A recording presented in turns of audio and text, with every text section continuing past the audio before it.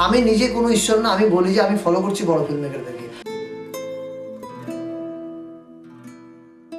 আমাদের চ্যানেলটি সাবস্ক্রাইব করে সকল প্রকার আপডেট এবং নতুন ভিডিওর নোটিফিকেশন পেতে বেল আইকনটি চাপুন।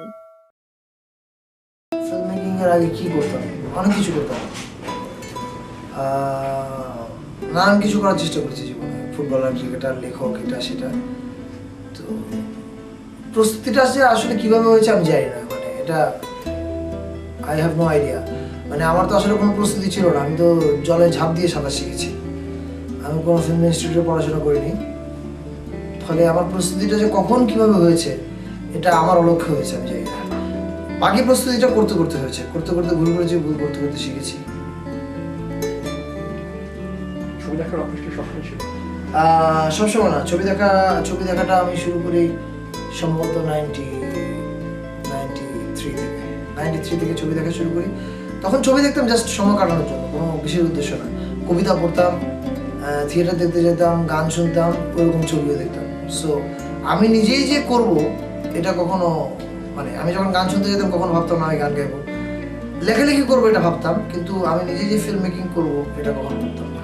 এটা আসলে আচমকাই হয়েছে বলতে হবে।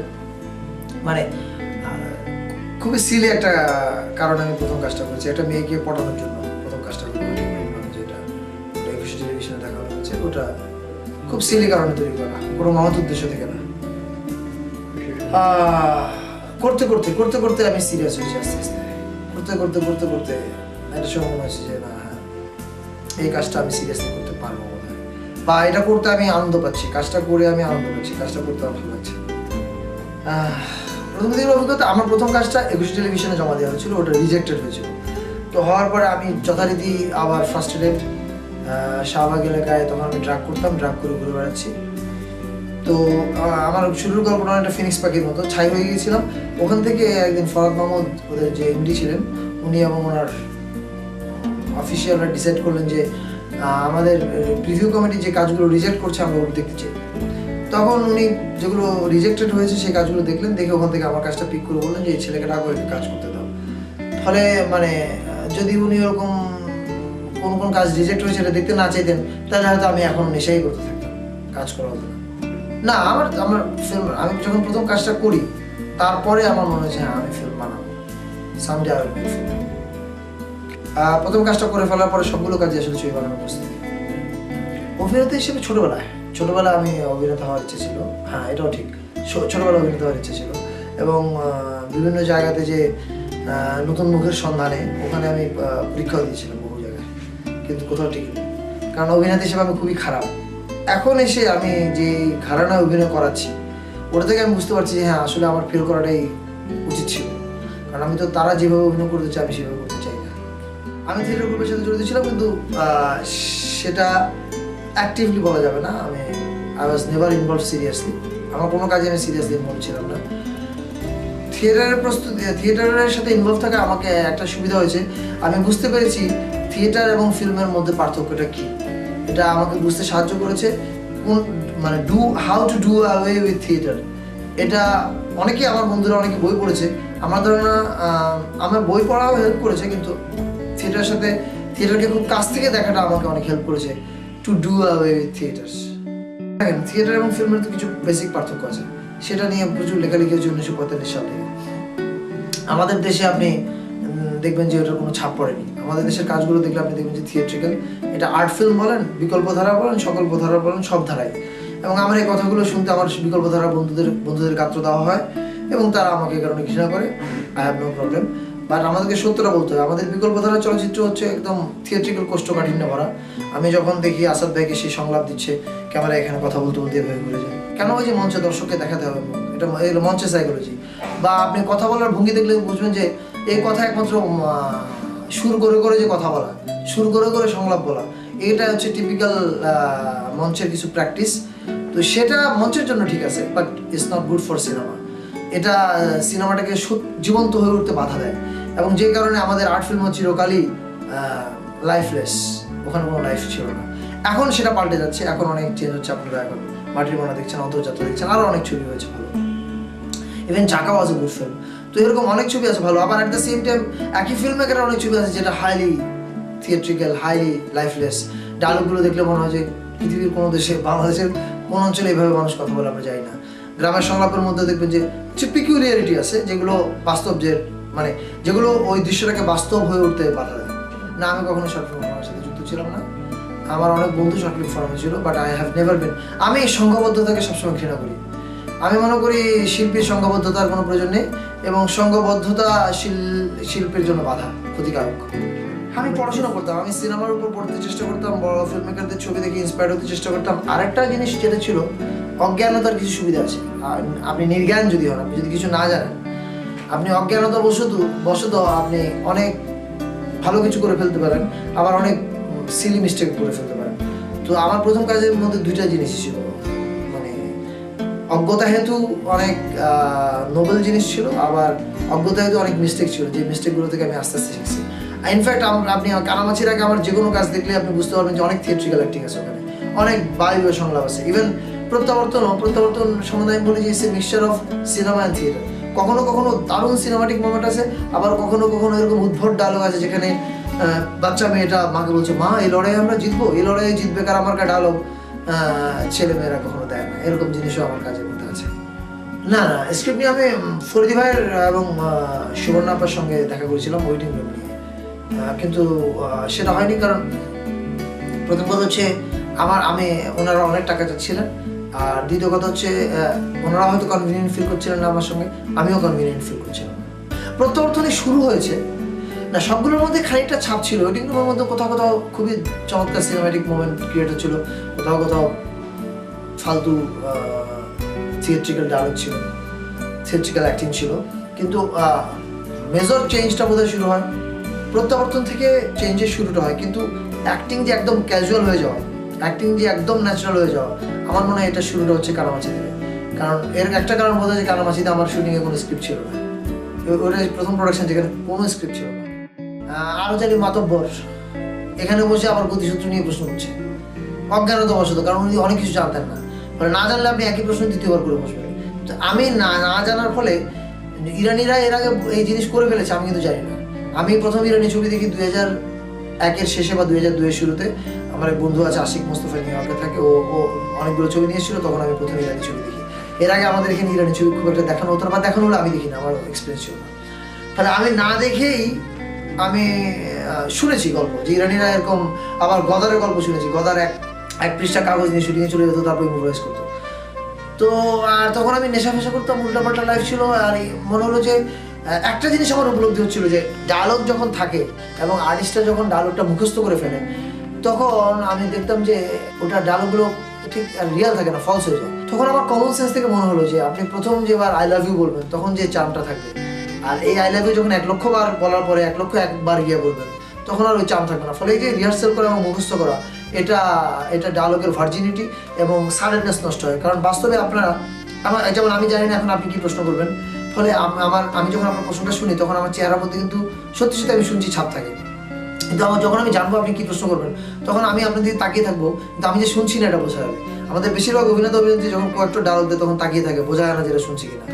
এবং পরবর্তীতে আমি যখন কথাটা বলবো, এটা যদি প্রিসেট থাকে, তাহলে আমার দেখলে বোঝা যাবে যে আমি এটা প্রি কনসিভড, এটা আমি এখন তৈরি করছি না। যেমন আমি এখন কথাটা তৈরি করছি, ওইরকম তৈরি করছি মনে হবে না, এবং তখন মনে না হলে এটাকে মনে হয় যে পারবো না। আমি জানি না, আমার কাছে তো স্ক্রিপ্টের কোনো দরকার নেই, ডায়লগ থাকে না, অ্যাটলিস্ট কঙ্কালটা থাকে, ফরম্যাটটা থাকে, যেখানে এই হবে। তারপরে সেটা অনেক ক্ষেত্রে চেঞ্জ হয়, কিছুটা না, অনেকটাই প্রভাবিত। কিন্তু ওই যে বললাম না, এটা তার ছবি দেখার আগে আমার গায়েবী প্রভাব পড়ে গেছে আমার উপর।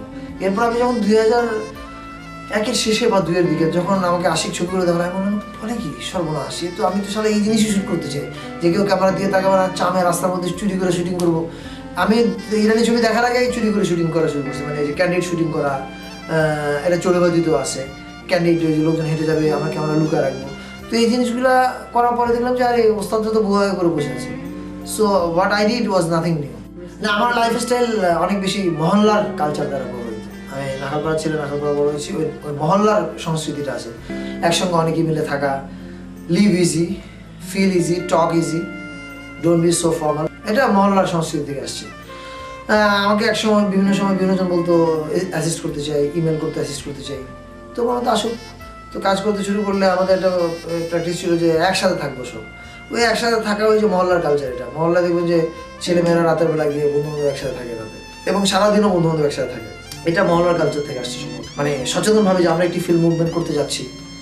ইটস নট দ্যাট কেউ সাহায্য চেয়েছে, কারো ফিল্ম মেকার হওয়ার ইচ্ছা আছে, তাকে আমার সাহায্য করার সামর্থ্য আছে, আমি সাহায্য করেছি। এখন পর্যন্ত চলমান প্রক্রিয়া হিসেবে আছে, এবং আমার ধারণা এটা চলবে। এটা ইস এ প্রসেস। আমার এখান থেকে যারা কাজ করে গেছে তাদের ওখানে নিশ্চয়ই আরো নতুন 4-5 জন কাজ করছে, তারাও they are learning in their way. ওরা বের হয়ে রক্ত বীজের মতো এটা মানে ছড়িয়ে যাবে। আমি একটা সময় আমার মহল্লায় বিভিন্ন জনকে ইংরেজি পড়াতাম মাঝে মধ্যে, মানে প্রফেশনালি না, এমনি পড়াতাম। বা আমার একটা কনফিডেন্স ছিল যে আমি বিশ্বাস করি আমি যদি একটা জিনিস বুঝতে পারি তাহলে এটা আরেকজনকে বোঝানো সম্ভব। এখন আমি যদি না বুঝি তাহলে আমি আমার অ্যাসিস্ট্যান্টকে বোঝাতে পারবো না যে কিভাবে কি করে দিতে হয়। আমাদের সিনিয়র ফিল্ম মেকাররা এক্সেপ্ট তারেক মাসুদ, যতজন ফিল্ম মেকার ছিল সিনিয়র, তারা প্রত্যেকে আমাদের বলে দিচ্ছে, শোনো সিনেমা হচ্ছে একটা মানে এটা সহজ ব্যাপার না, এটা তোমরা বুঝবে না, এটা জটিল ব্যাপার।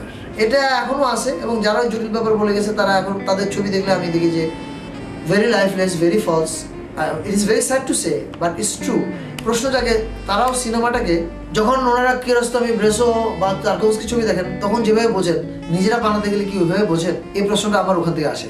আচ্ছা, নিজেরা যদি না বুঝবেন তাহলে ওনার অ্যাসিস্ট্যান্ট কীভাবে বুঝবে? আর ওনার অ্যাসিস্ট্যান্ট যদি না বুঝে উনি করবে কীভাবে? আমি যদি বুঝি, আমার অ্যাসিস্ট্যান্ট যদি বুঝে, এখন গুপ্তবিদ্যা কিছু নেই, এটা যে কেউ বুঝতে পারে। একটি কমন সেন্স এবং ক্রিয়েটিভ চিন্তা ভাবনা থাকলে যে কেউ বুঝতে পারবে। এখানে film মেকিংয়ে it is nothing গুপ্তবিদ্যা।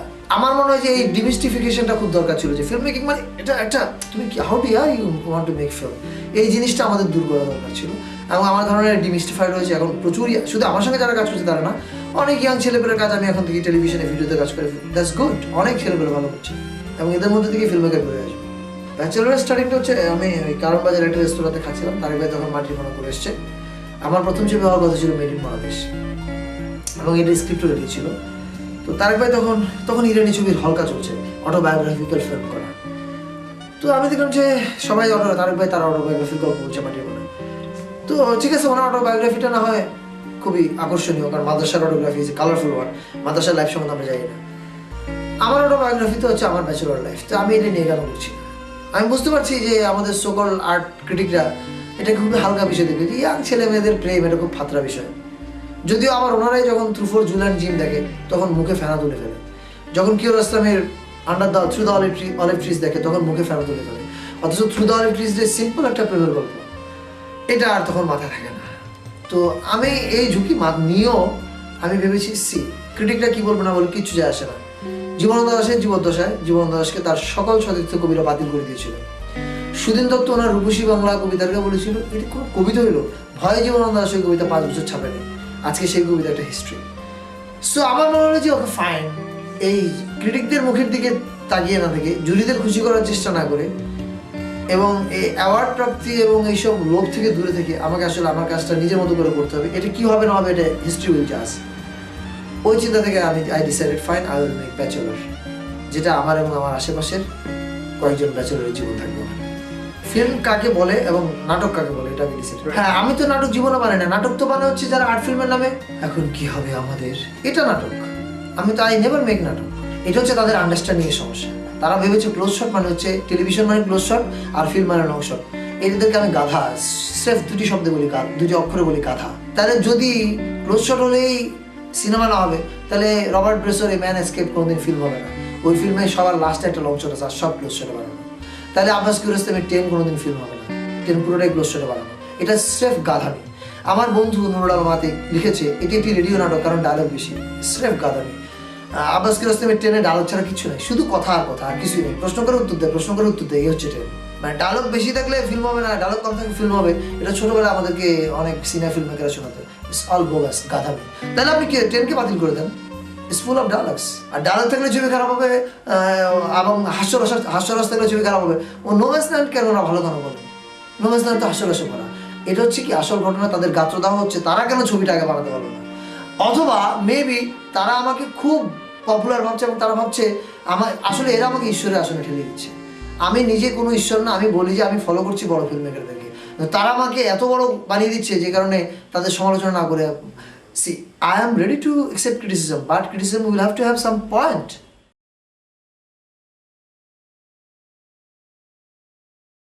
Icon Focus 24 TV, powered by 4D Fourth Dimension.